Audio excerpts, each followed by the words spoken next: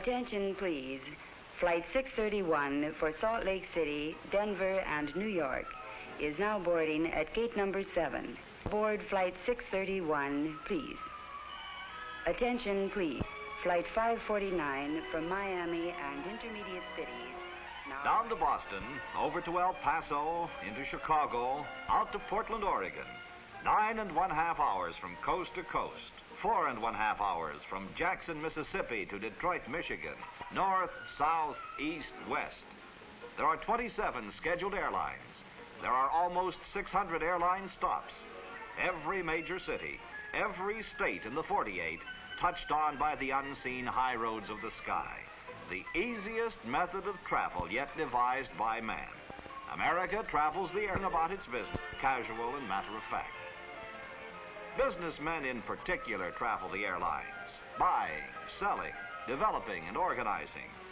The man with the briefcase, weaving the pattern of American business, carrying contracts and plans and specifications, breaking bottlenecks, meeting deadlines. The American businessman, transferring from airliner to air taxi, from one airplane to another, flying on to smaller towns, to plants and mines and mills, using the air taxi as the quickest and most efficient means of reaching his destination. Air taxis are convenient. Privately owned and operated, they are comfortable airplanes piloted by experienced and able men. There are more than 1,500 such operators licensed to carry people and property. Air transportation is their business. Ground transportation is also being provided for by many airport operators. Transportation after arrival has been a major problem. No one has realized this more clearly than the men who manage the airports. They're finding ways to meet the problem. One answer is the airport courtesy car. These cars are owned and maintained by the airport. They are furnished at a low charge and as a customer service to out-of-town people. Business flying is on the increase. So, too, are the airports providing this courteous service. To the flying businessman, the airport courtesy car is important. It is the last link in his transportation investment.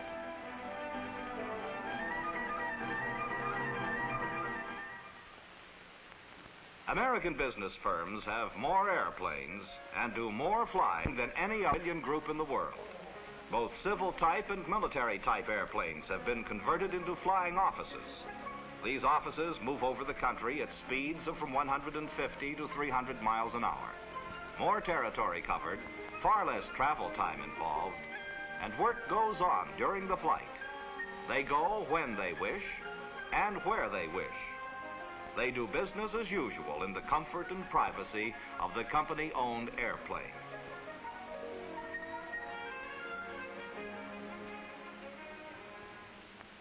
There are aircraft companies that specialize in designing executive airplanes.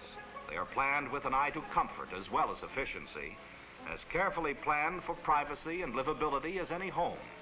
They are designed to fit the needs of the owner, often with a living room area, built-in television, planters. Large picture windows are popular.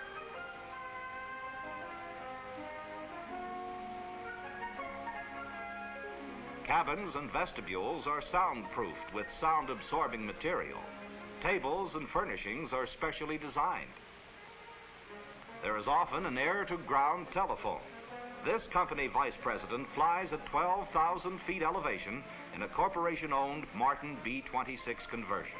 He travels at 300 miles per hour in a soundproof, pressurized cabin capable of accommodating 16 people. Since many business flights are made at night, these airplanes are equipped for relaxation as well as work.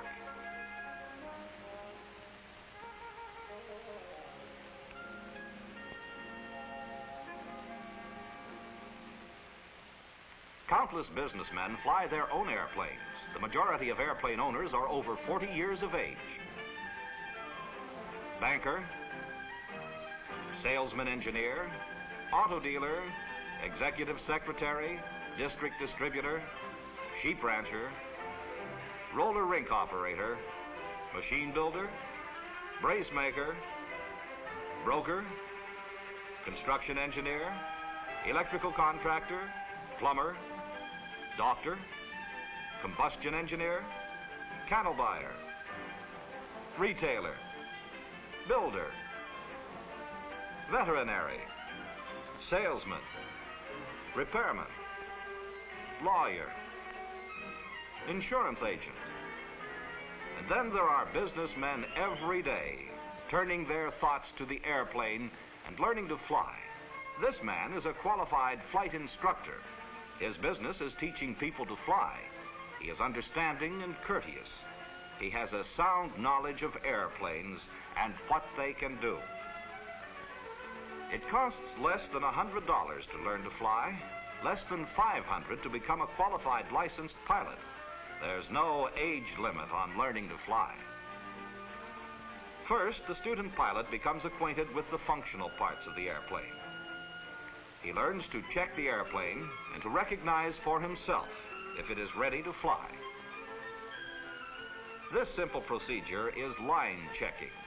A pilot line checks his aircraft every time he flies. The modern airplane is well designed. Structurally, it is light and flexible and very strong. All aircraft wings are fundamentally the same shape.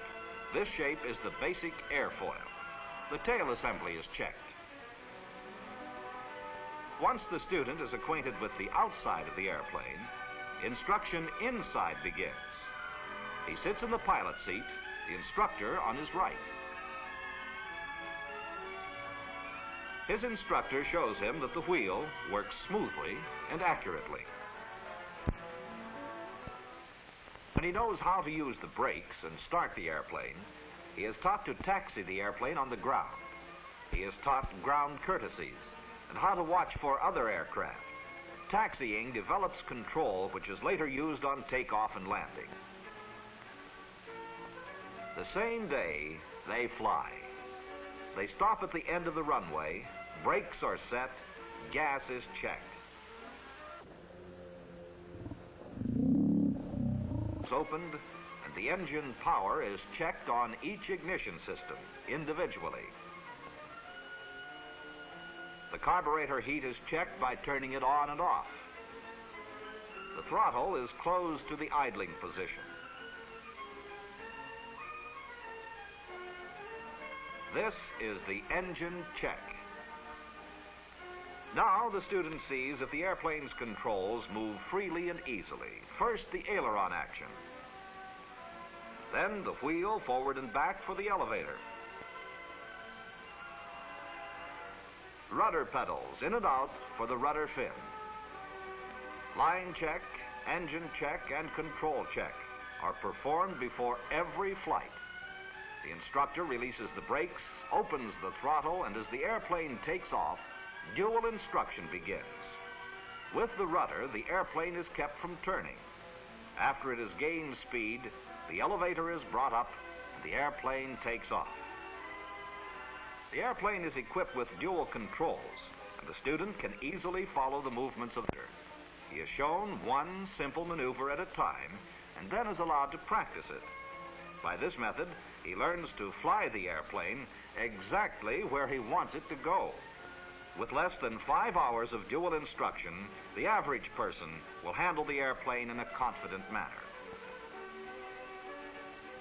Before a student is allowed to solo, he must be proficient at takeoff and landing. He is taught air courtesy and to fly a good pattern around the airport. He practices many spot landings. By the time he has had 10 hours of dual instruction, he can land and take off with confidence, without help or advice from his instructor. Before a student solos, he must know the basic civil air regulations governing air traffic.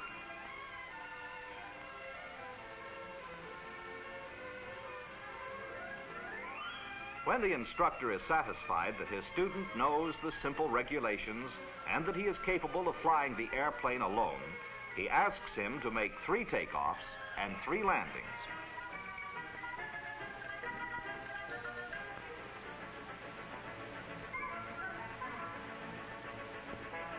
On his first solo flight, the student is required to put into use all that he has learned.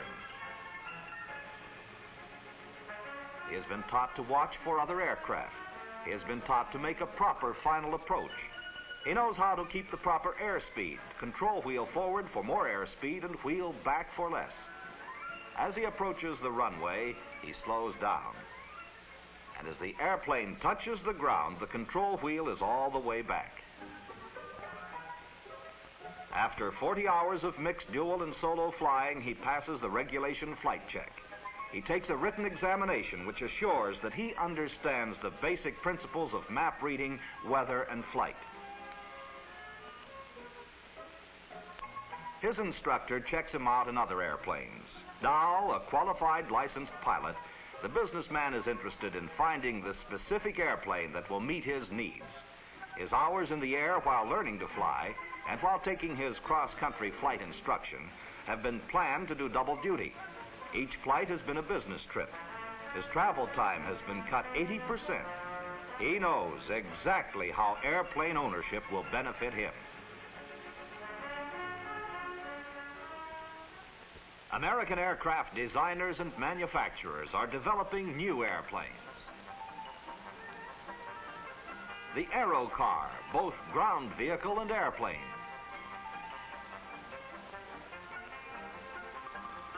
The Hummingbird Channel Wing.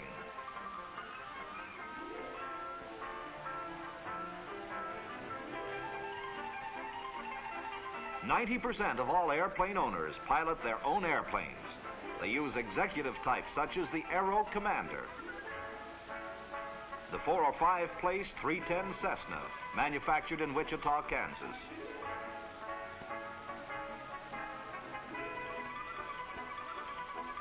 The 6 place Bonanza, also manufactured in Wichita. They use the popular 4 place Bonanza. The Piper Super Cub, a workhorse of the sky.